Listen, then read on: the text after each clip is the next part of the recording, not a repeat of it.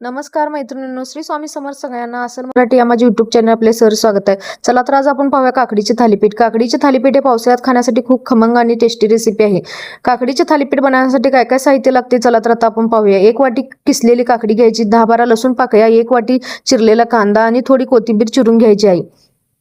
आता मी मोठ्या वाटीने 1 वाटी ज्वारीचे पीठ, त्यानंतर 1 वाटी बेसन पीठ आणि 1 वाटी तांदळाचे पीठ घेते. हे सर्व पीठ एकत्र घेतल्यानंतर त्यामध्ये आपण किसलेली 1 वाटी काकडी घालायची. काकडी घातल्यानंतर त्यामध्ये बारीक चिरलेला कांदा 1 वाटी, थोड्या लसूण पाकळ्या ठेचून, त्यानंतर बारीक चिरलेली कोथिंबीर, 1 चमचा धने पूड, 1 चमचा जिरे पूड आणि थालीपीठला खमंग टेस्ट येण्यासाठी अर्धा चमचा ओवा, त्यानंतर अर्धा चमचा हिंग आणि 10-12 मिरच्या मिक्सरमध्ये वाटून घ्यायच्या आहेत आणि त्या मिक्स करायच्या आहेत पिठामध्ये.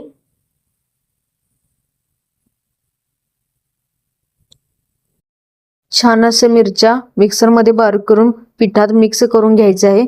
त्यानंतर 1 चमचा तीळ, अर्धा चमचा हळद आणि चवीपुरतं मीठ घालायचं आहे आणि हे सर्व एकत्र मिक्स करून घ्यायचं आहे. छान असं मिक्स करून घ्यायचं आहे. छान असं पीठ मिक्स झाल्यानंतर थोडं थोडं पाणी घालून पीठ छान असं घट्टसर मळून घ्यायचं आहे. थोडं थोडं पाणी घालून पीठ छान असं मळून घ्यायचं.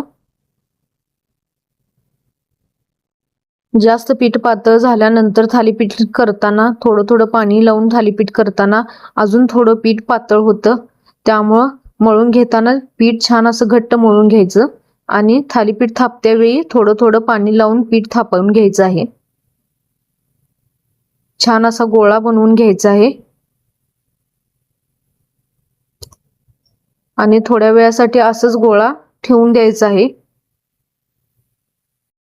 थोड्या वेळासाठी आपण छान असं पीठ भिजवण्यासाठी ठेवलं होतं. पाहू शकता आपलं पीठ छान भिजलं आहे. त्यानंतर थालीपीठ बनवण्यासाठी आपण एक कापड घ्यायचं आहे.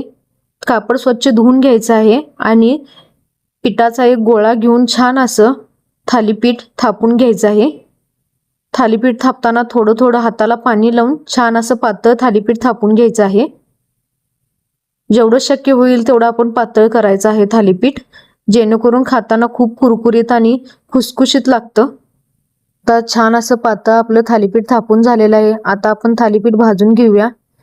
तव्यावर थालीपीठ घातल्यानंतर कापडाला थोडं पाणी लावायचं आहे, जेणेकरून कापडाला थालीपीठ चिकटणार नाही. थोड्या वेळाने असंच कापड काढून घ्यायचं आहे. त्यानंतर वरून त्याला तेल लावायचं आहे.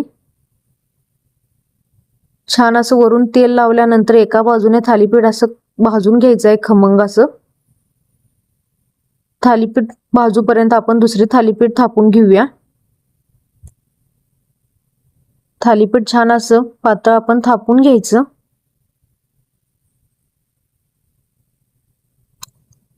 छान पातळ थालीपीठ थापून घ्यायचं आहे. पाहू शकता आपलं थालीपीठ किती खमंग आणि खुसखुशीत भाजून झालेलं आहे. एका बाजूने छान असं भाजून घ्यायचं. त्यानंतर आपली दुसरी थालीपीठ पण बनवून तयार आहे. ते पण आपण भाजून घेऊया. छान असं खुसखुशीत आणि खमंग होईपर्यंत भाजून घ्यायचं आहे, जेणेकरून खाताना आपल्याला खूप छान वाटतं. पाहू शकता आपली थालीपीठ किती छान झालेले आहे. खमंग आणि खुसखुशीत थालीपीठ झालेलं आहे. दही सोबत थालीपीठ खाण्यासाठी खूप म्हणजे खूप छान लागतं. मला माझी थालीपीठची रेसिपी कशी वाटली नक्कीच कमेंट करून सांगा आणि माझ्या व्हिडिओला लाईक करा, शेअर करा आणि नक्कीच सबस्क्राईब करा. थँक्यू.